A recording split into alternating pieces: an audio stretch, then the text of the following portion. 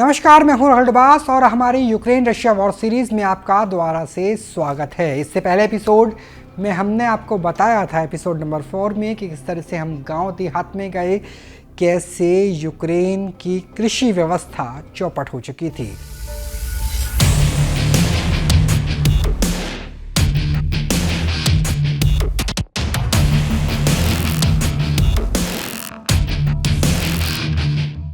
अब डरने लगे थे टैंक्स और रॉकेट्स के साथ हमला करना, यानी अब फाइटर प्लेन्स और ड्रोन्स की जगह ले रहे थे। अब मिसाइल्स जगह ले रही थी टैंक्स की, यानी अब वॉरफेयर हवाई हो रहा था। ग्राउंड इन्वेजन में रूस की सेना कहीं ना कहीं पिछड़ती हुई नजर आ रही थी। ये भी बताया कि कैसे एस्कॉन ने हमारी मदद की और अब बिग बॉस के घर, यानी उस अपार्टमेंट में रहना जहां कई भारतीय पत्रकार साथ में काम कर रहे थे, मुश्किल हो रहा था। ऐसे में हमें कठिन फैसला करना था। कठिन फैसला ये कि 100 किलोमीटर की परिधि कीव के आसपास, यानी हम सुबह जाएं, काम करें 12-15 घंटे और रात को सोने के लिए कीव की सुरक्षित जगह लौट आए। वो फैसला लेना है या नहीं, क्योंकि कीव अभी भी काफ़ी हद तक राजधानी होने के कारण एयर रेड से सुरक्षित था।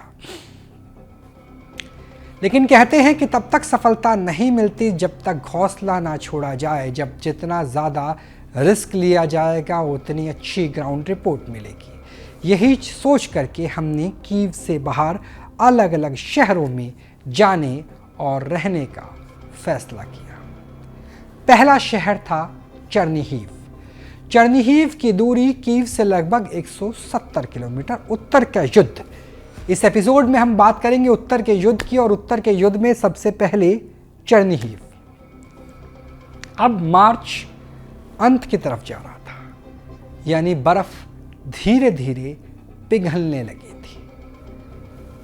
दोपहर के वक्त सूरज की रोशनी भी यदाकदा नजर आ जाती थी। चर्निहिव शहर, जिस शहर में हमें पहली नज़र में टूटी हुई इमारतें, छलनी गाड़ियाँ और गायब लोग नजर आए, शहर भूतिया सा बन गया था। इस भूतिये शहर में हमें बुजुर्ग लोग ही सड़क पे नजर आए। हमारी कुछ बुजुर्गों से बात हुई, हमारे इंटरप्रेटर, हमारे ट्रांसलेटर के जरिए। बुजुर्गों ने कहा कि मौत तो वैसे ही आने वाली है। मृत्यु की दहलीज पर खड़े होकर इंसान ना जिंदगी की मुराद मांगता है और ना मौत से खौफ खाता है। इसलिए हम रूस की सेना के पास होने के बावजूद, एयर रेड के बावजूद सड़कों पर है, हमें डर लगना बंद हो गया है। यानी बुजुर्ग सड़कों पे थे, जवान जो जहां भाग सकते थे वो पोलैंड से हंगरी भाग चुके थे। जो बचे थे, जो जिंदा थे, जो गरीब थे, जिनके पास इतने संसाधन शायद नहीं रहे होंगे कि अपनी गाड़ी का टैंकर फुल करा करके वो एक देश से दूसरे देश भाग सके, जिन्हें शायद अपने घर से, अपने अपार्टमेंट से प्यार रहा होगा, वो अपने अपार्टमेंट, बहुमंजिले इमारतों को छोड़ करके अपार्टमेंट की पार्किंग में शिफ्ट हो गए थे। दरअसल जब मिसाइल अटैक होता है तो ज़्यादा मिसाइलें यूज़ की जाती है, ICBM जैसी, और जब शहरों को निशाना बनाया जाए, जहां स्पेसिफिक टारगेट हो, जहां आबादी भी रहते हों, तो क्रूज़ मिसाइलें यूज़ की जाती है, यानी बैलिस्टिक नहीं, क्रूज़ मिसाइलें। क्रूज़ मिसाइल दरअसल पास में उड़ती है और किसी बिल्डिंग में, अगर कोई बिल्डिंग है तो वहाँ निशाना बनाया जाता है। जब निशाना बनाया जाता है तो आमतौर पर तबाह होती है हाई राइज बिल्डिंग की ऊपर की इमारतें, और वहाँ का मलबा नीचे गिरता है। लेकिन जब हम पार्किंग की बात करते हैं तो पार्किंग अपेक्षाकृत सुरक्षित होती है। तो हम ऐसे लोगों से मिले, ऐसे परिवारों से मिले, ऐसे बच्चों से मिले जिन्होंने बीते कई सप्ताह से, लगभग 1 महीने से सूरज के दर्शन नहीं किए, खुली हवा में सांस नहीं लिया, जो पार्किंग में ही रहने के लिए मजबूर थे। ये लोग अपने परिवारों के साथ पार्किंग में रहते थे। जब एयर रेड के सायरन बंद हो जाते थे तब पूरे परिवार में से एक व्यक्ति, आमतौर पर इलाके का कोई पुरुष, बाहर निकलता था, ग्रोसरी शॉप अगर कोई खुली हुई है तो ठीक, वरना हर एक शहर में सेंटर बनाए गए थे। वहाँ पर शहरों और राज्यों को ऑनबास कहा जाता है। तो हर एक ऑनबास का एक सेंटर था, जिस सेंटर में कुछ कुछ सिविक सुविधाएं मिलती थी, यानी किसी बुज़ुर्ग को दवाई चाहिए, किसी बच्चे को खाना चाहिए यानी बेबी फूड चाहिए, कुछ और अनाज, कुछ ब्रेड्स वगैरह वो दी जाती थी। और वो दे करके वो लोग वो सामान बटोर करके अपने अपनी पार्किंग लॉट में चले जाते थे, बेसमेंट में चले जाते थे। बच्चों को, महिलाओं को बाहर नहीं निकलने दिया जाता था। वो सूरज की रोशनी नहीं देख पाते थे। सोचिए, जो आपके और मेरे लिए सबसे आम चीज़ है कि रात के समय सितारों को देखना, दिन के समय सूरज की रोशनी, उसकी तपिश को महसूस करना, जहाँ तापमान 0 से 15 से लेकर 20 डिग्री गिर जाता हो, जहाँ -20 का टेम्परेचर हो, और फिर भी लोग बाहर नहीं निकल पा रहे, सूरज की रोशनी, सूरज की धूप नहीं ले पा रहे, विटामिन डी उन्हें मिल नहीं रहा है। वहाँ की स्थिति, उन बच्चों का ट्रॉमा, उन 5 साल, 4 साल, 3 साल के बच्चों की दिमागी हालत भला क्या होगी। तो हमने उन लोगों से भी बात की। लगभग 1-2 दिन हम उन्हीं बेसमेंट में रहे, जहाँ सबसे बड़ी समस्या होती थी वॉशरूम का इस्तेमाल करना, क्योंकि बेसमेंट में वॉशरूम होते नहीं थे। ऊपर जा रहे हैं तो आप इस बेसिस पे जाएंगे कि ऐसा ना हो कि आप नेचुरल कॉल के लिए जाए और आपको डेथ कॉल आ जाए, यानी मृत्यु के देवता आपको लेने आ जाए जब आप अपनी नित्य प्रक्रिया में कर रहे हो। तो ये स्थिति थी। 2 दिन 3 दिन के आसपास वहाँ रहे। फिर चर्निहीव से लगभग शायद 150 किलोमीटर दूर बेलारूस की तरफ एक और शहर था। उस शहर में हमने जाने का फैसला लिया, जहां हम सुबह से लेकर शाम तक काम करेंगे और वापस लौट आएंगे। लेकिन कंडीशन अप्लाइड थी। कंडीशन, शर्त ये थी कि आप वहां जाने से कई घंटे पहले तक पानी पीना बंद कर देंगे। आपको पानी पीने की इजाज़त नहीं होगी। आप सोचिए कि वॉर रिपोर्टिंग में हम जा रहे हैं, बंदूकें चल रही है, तोप खाने चल रहे हैं, आसमान से मिसाइलें बरस रही है, और पीने का पानी क्यों नहीं पी सकते। इसके पीछे की वजह यह है कि हमें जाना पड़ रहा था एक ऐसी विशेष पोशाक पहन के।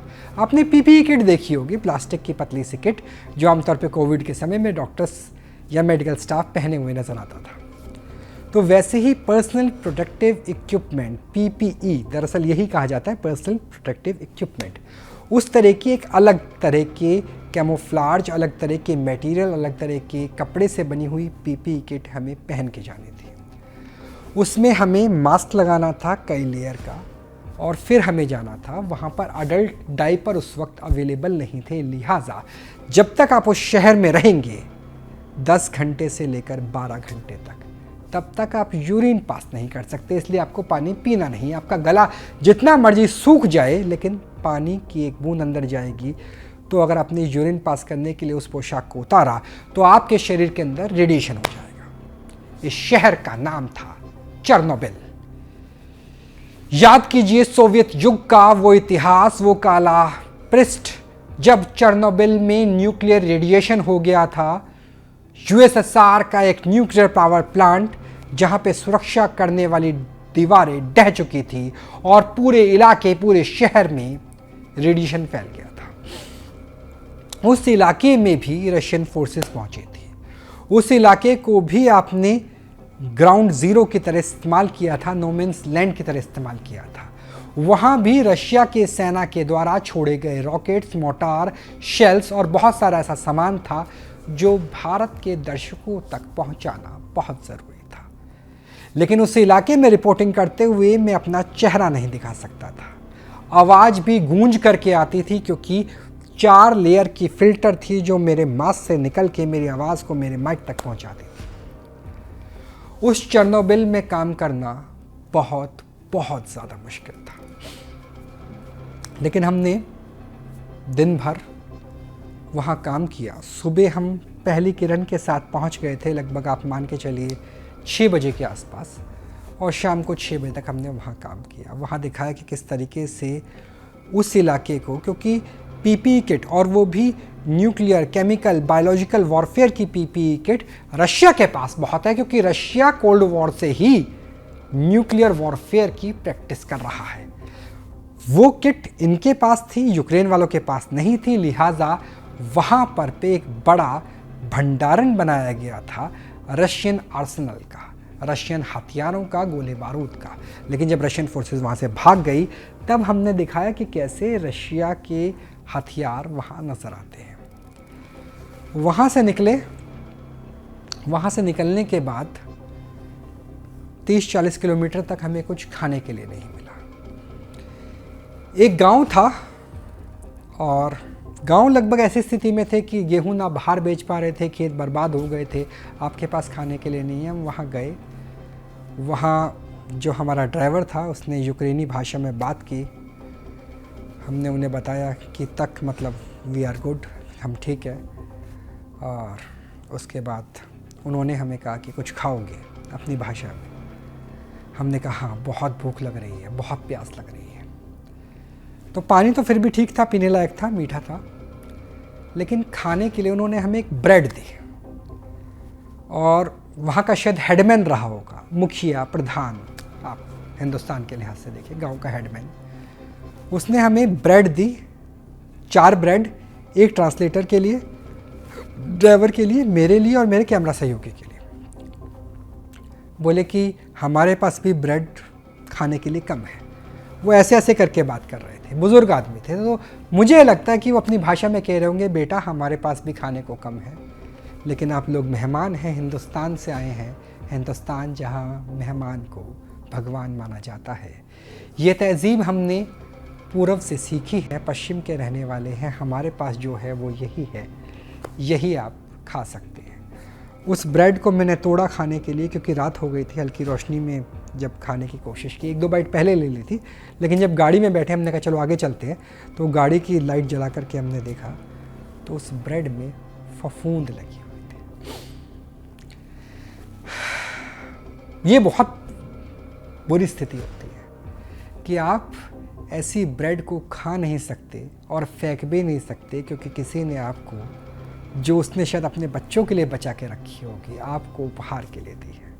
तो जितना हम फफूंद को साफ़ करके खा सकते हैं, क्योंकि भूख भी लग रही थी, उतना खाया और लगभग हम भूखे ही उस रात सो गए। अब हम उत्तर में तो थे ही, हमें आगे बढ़ना था।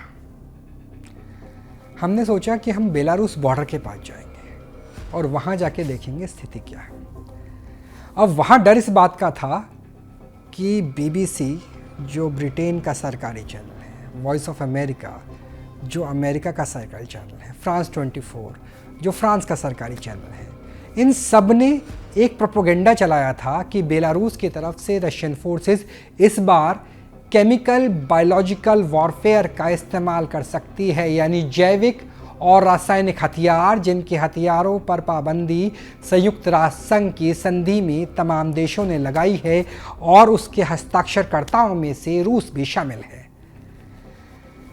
इस बात का डर था कि कहीं केमिकल वॉरफेयर में जहां पिछली बार बसते हुए नजर आए, दोबारा ना फंस जाए। लेकिन बहुत हिम्मत करके अपने ड्राइवर को समझा करके, उसकी भी बीवी थी, उसका भी बच्चा था, उससे अतिरिक्त $100, $200, $300 दे करके हमने बढ़ना शुरू किया बेलारूस बॉर्डर की तरफ। सबसे पहले एक जंगल का इलाका आया, चर्नोबिल, चर्नीहिव से ऊपर बेलारूस बॉर्डर की तरफ। उस जंगल के इलाके में पहली बार मौत से मेरा सामना हुआ। ऐसा लग रहा था कि यमराज खुद अपने भैंसे पर दौड़ते हुए आ रहे हैं, गोलियां मारते हुए। ये बात बताते हुए भी मेरे रोंवे खड़े हो जाते हैं, सिरहन पूरे शरीर को जकड़ देती है।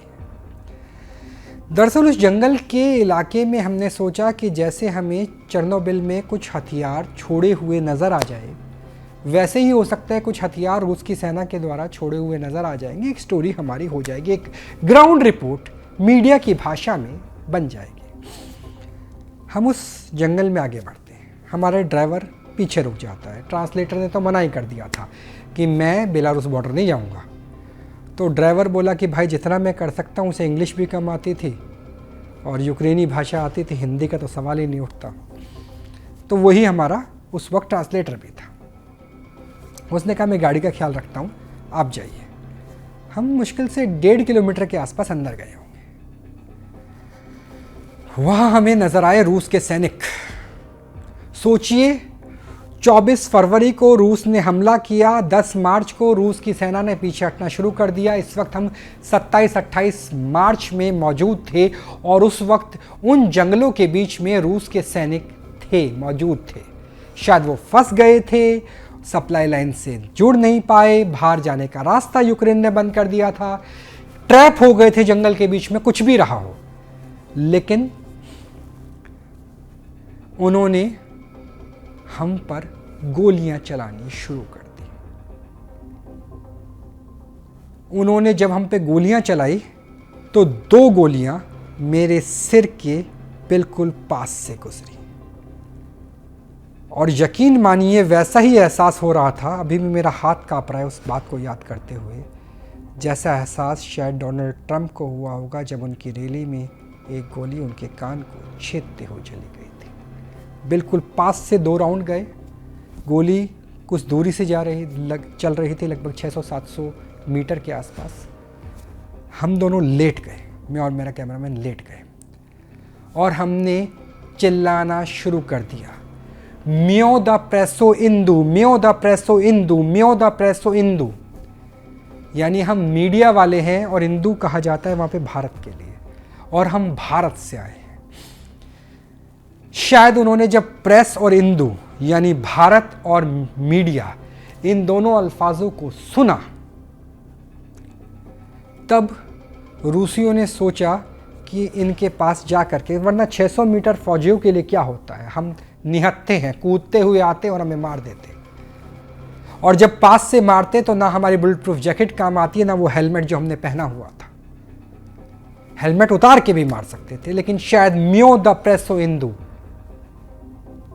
रूसी भाषा के इस वाक्य ने हमारी जान बचा ली। हम क्रॉलिंग करते हुए, फिर उसके बाद थोड़ा सा पहाड़ी इलाका था, वहाँ से उलट पलट करते हुए नीचे आए, गाड़ी में बैठे और वहाँ से हम रवाना हो गए बेलारूस बॉर्डर के लिए। रात के समय एक मोटल था, मोटल में लाइट नहीं आ रही थी, वॉशरूम सड़ान मार रहा था, लेकिन रुकना था, इसलिए हम रात को रुके। खाने पीने के लिए कुछ नहीं मिला, ना दूध था ना कुछ और, उनके पास वेजिटेबल्स थे ना कोई फ्रूट्स थे, तो हम पानी पी के, क्योंकि पानी हम लेके चलते थे अच्छा खासा। अब पानी की भी आपको बात बताता हूँ, ये भी एक दिलचस्प कहानी है। उसके बाद फिर इस जगह मोटल पे दोबारा आएंगे। यूक्रेन में तब तक, यानी युद्ध शुरू होने के 1-1.25 महीने बाद राशनिंग शुरू हो गई थी। राशनिंग ये कि आपको पानी के लिए लाइन लगानी पड़ेगी, 1-1 किलोमीटर लंबी लाइन, बुजुर्ग, बच्चे, महिलाएं लगाए हुए हैं।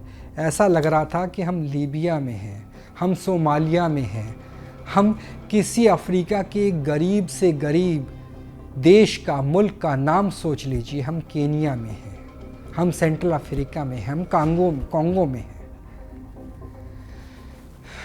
वरना यूरोप के किसी देश में जब पानी के लिए इतनी लंबी कतार लगेगी, ये किसी ने सोचा ही नहीं होगा। उस कतार में लगने का मतलब था 2 से 3 घंटे का इंतज़ार और सिर्फ एक बकेट भर पानी, पीने का पानी, वो भी पूरी तरह से साफ़ नहीं, क्योंकि वाटर ट्रीटमेंट प्लांट या तो ख़राब थे या स्ट्राइक की वजह से आधा काम कर रहे थे। इस टाइप की चीज़ था, एयर रेड की वजह से, रूस के हमले की वजह से। एक तो वहाँ लाइन थी, दूसरी लाइन थी बेंजीन के लिए। अब आप सोचेंगे बेंजीन क्या होता है। बेंजीन भी दरअसल रूसी भाषा का शब्द है। बेंजीन का अर्थ होता है डीजल। डीजल के लिए लंबी लंबी लाइनें लगती थी। अब जब हालात ऐसे हों, जब पीने का पानी और तेल दोनों ही जनता को मिल नहीं पाए, तो जो हम वेस्टर्न कल्चर की बात करते हैं ना, और हम ये सोचते हैं कि करप्शन तो जी थर्ड वर्ल्ड कंट्री की प्रॉब्लम है, भारत में भ्रष्टाचार होता है, यूरोप में तो सब लोग लॉ एंड ऑर्डर से चलते हैं, तो जब पीने को पानी नहीं, गाड़ी चलाने के लिए तेल नहीं, तो लॉ एंड ऑर्डर जैसे बड़े बड़े विचार, हॉब्स, लॉक, रूसो की थ्योरी, दार्शनिक फिलॉसफी सब खत्म हो जाती है और तब डॉलर चलता है। हम एक्स्ट्रा डॉलर देते थे जिससे हमें डीजल मिल जाता था, यानी बेंजीन मिल जाता था, लाइन में नहीं लगना पड़ता था, पानी के बड़े बड़े कैरेट भी मिल जाते थे और हम डॉलर, $100, $50 जितना खर्च करना होता था खर्च करते थे। तो बैक टू मोटेल, तो हम मोटेल में थे, हमारे पास डीजल था, हमारे पास पानी था, लेकिन हमारे पास खाना नहीं था, तो भूखे रात को सोते हैं। सुबह लगभग आप ये मान के चलिए शायद 1 अप्रैल या 2 अप्रैल के आसपास का दिन रहा होगा, हम लोग बेलारूस बॉर्डर के पास पहुंचते हैं। बॉर्डर से लगभग 5-6 किलोमीटर पहले हमें एक ट्रेन दिखती है, वो ट्रेन जो बर्बाद हो गई, वो ट्रेन जिसकी बोगियां सड़ चुकी थी और कई दिन पहले शायद रेड हुई होगी। वहाँ पे हमें कुछ यूक्रेनी फौजियों के, क्योंकि यूक्रेन का जो भी मास्क होता है, जो भी उनके पास हथियार होते हैं, वहाँ पे यूक्रेन का झंडा वो बहुत लगाते थे, देशभक्ति की भावना, क्योंकि जंग तो देशभक्ति से जीती जाती है ना, तो जेलेंस्की देशभक्ति की भावना बढ़ाने के लिए यूक्रेन का झंडा उनकी राइफल्स पे, उनके मास्क पे, उनके हेलमेट पे सब जगह लगाते थे। तो यूक्रेन की सेना का मास्क आधी जली आधी कटी अवस्था में, और वो नॉर्मल मास्क नहीं था, वो P95-97 जो आप कोविड में यूज़ करते हैं वो नहीं था, वो था केमिकल बायोलॉजिकल वॉरफेयर वाला स्पेशल मास्क। यानी उस ट्रेन के साथ, जो ट्रेन यूक्रेन से बेलारूस जा रही थी, बेलारूस बॉर्डर जा रही थी, केमिकल आर्म्स थे, रासायनिक हथियार थे। वो हथियार रूस के नहीं थे, वो हथियार यूक्रेन के थे। यूक्रेन की सेना उसकी हिफाजत कर रही थी, तभी हमें वो मास्क नजर आया। तस्वीरों में भी आप देखिएगा कि मेरे हाथ में वो आपको मास्क नजर आएगा, वो जली हुई कंडीशन के मास्क। इसका अर्थ क्या है? इसका अर्थ यह है कि वॉइस ऑफ अमेरिका या फिर BBC, फ्रांस 24, ये तमाम सरकारी चैनल वेस्टर्न मीडिया के सरासर झूठ बोल रहे थे।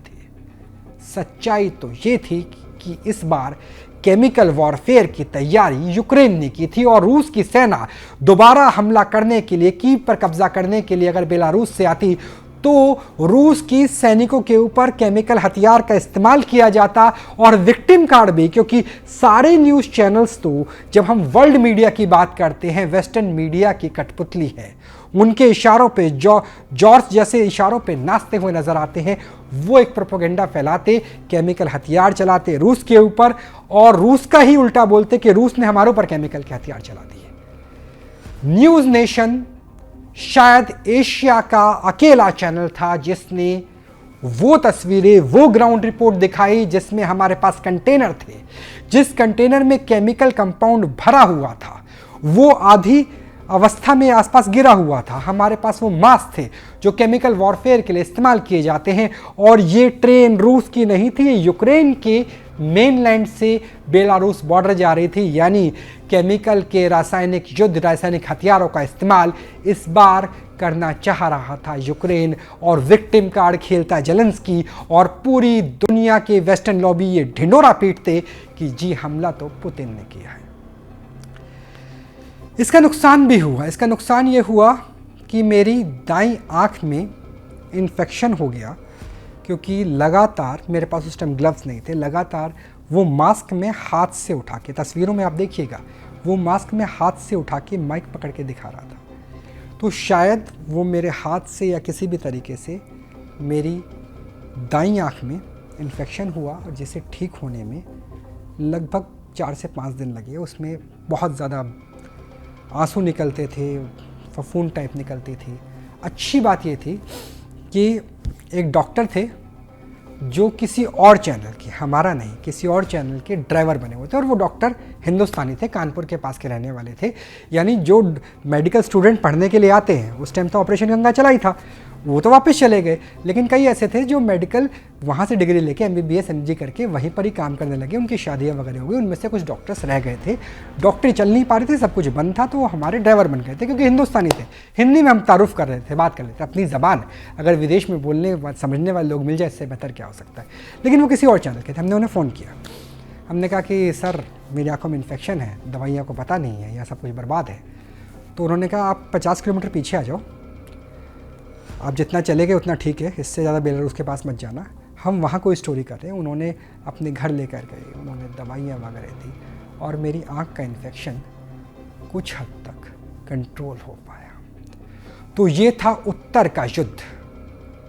एपिसोड नंबर 5 में हमने उत्तर के युद्ध का जिक्र किया, बताया कि कैसे वेस्टर्न नैरेटिव क्या होता है, हाइब्रिड वॉरफेयर में केमिकल वॉरफेयर का इस्तेमाल करता कोई और है और दिखाया कोई और जाता है, फफूंद लगी हुई ब्रेड को खाना कितना मुश्किल होता है, और म्यो द प्रेसो इंदू, इस एक लाइन ने कैसे मेरी जान बचाई जब गोलियां मेरे चारों तरफ से जल रही थी।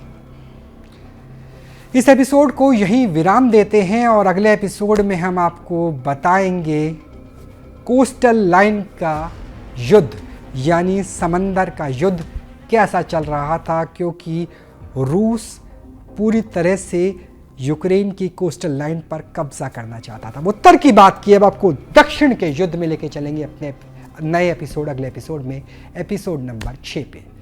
तब तक राहुल डबास को इजाज़त दीजिए, और हर एक खबर से बाखबर होने के लिए बने रहिए न्यूज़ नेशन के साथ। नमस्कार।